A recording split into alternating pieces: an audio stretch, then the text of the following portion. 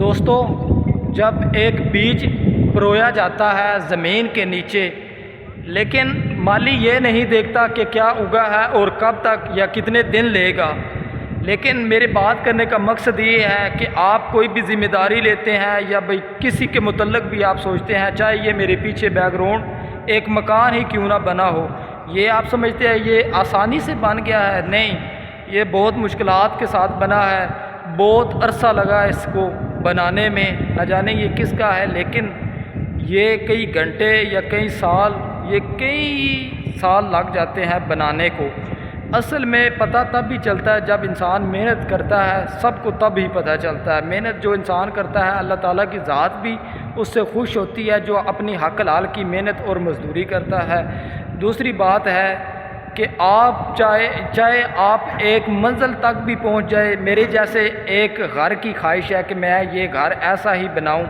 میں چاہے ایک دن بنا بھی لوں لیکن میری زندگی میں پھر بھی دکھ اور تکلیفیں، ٹینشنیں، پریشانیاں میرا پیچھا نہیں چھوڑیں گی، میرے پہ یہ لازم اور ضرور آئیں گی۔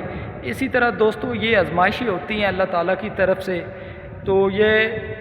جو برا وقت ہوتا ہے یہ ہمیشہ کے لیے نہیں ہوتا، آخر یہ ٹل ہی جاتا ہے۔ اتنا سیریس نہیں لینا چاہیے، انسان کی طبیعت کا اسٹیئرنگ انسان کے ہاتھ میں ہوتا ہے، آپ چاہے جس طرف مرضی اپنا موڈ لے کر چلے جائیں۔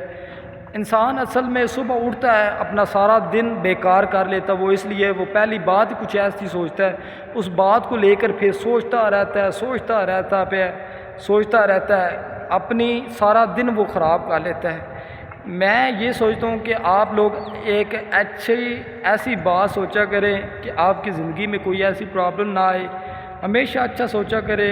اور جو انسان کسی کا خیر خواہ ہوتا ہے ہمیشہ لوگ بھی اسی کے ساتھ ہی رہنا پسند کرتے ہیں اور اسی کے ساتھ ہی بات کرنا پسند کرتے ہیں۔